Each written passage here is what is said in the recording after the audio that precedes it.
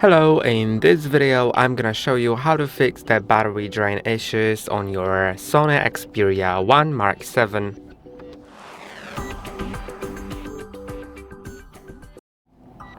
To fix the issues connected to battery draining, there are a few steps that you can take and they will for sure help you with those issues. So let's begin with the first one. And the first one will be enabling battery saver in the settings, but remember, battery saver will limit some functionalities of the phone, like some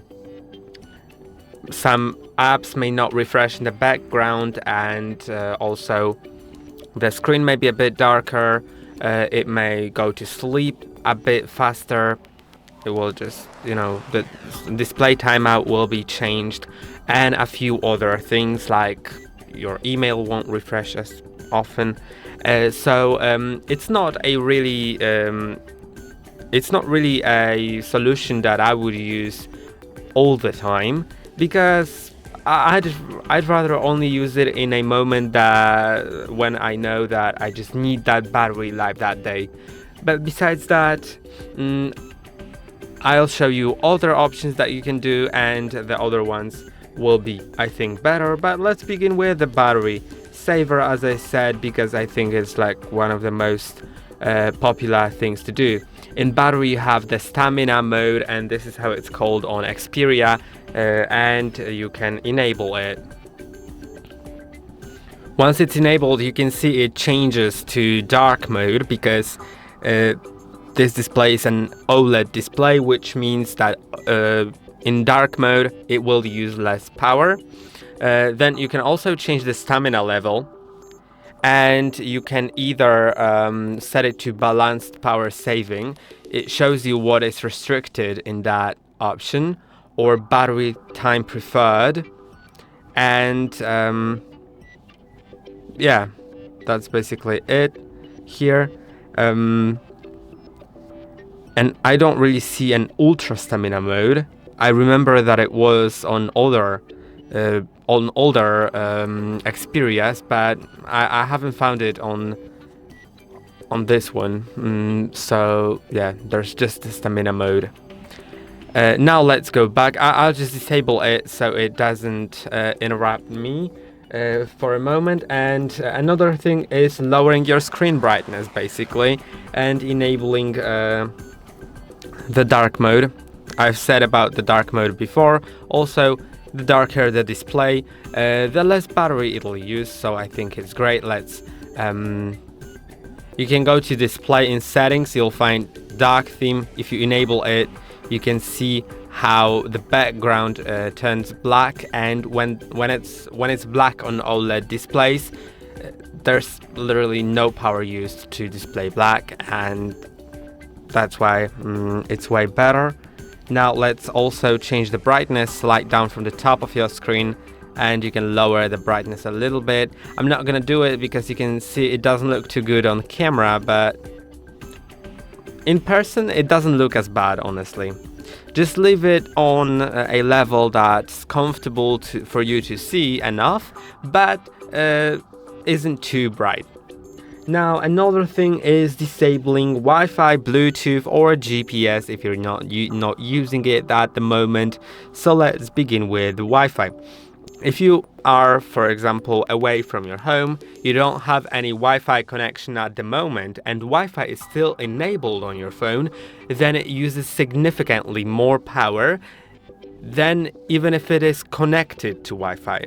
Because then, when Wi-Fi is enabled but not connected, your phone constantly searches for available Wi-Fi networks, and if there's not, then it just does that all the time.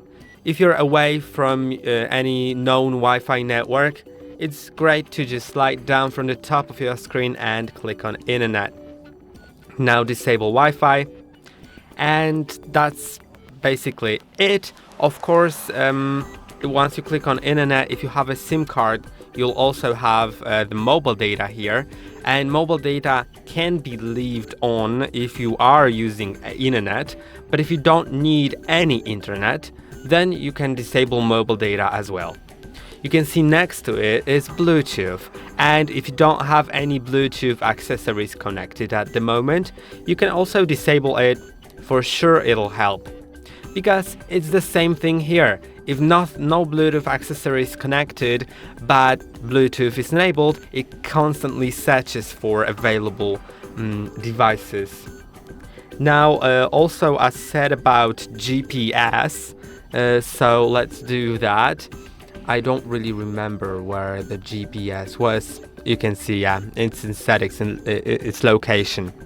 And you can enable or disable it. Once you disable it, then of course lots of things will be limited, like you won't have access to your location-based weather, but you can still type in the name of the place you're in and it'll tell you the weather in the weather app.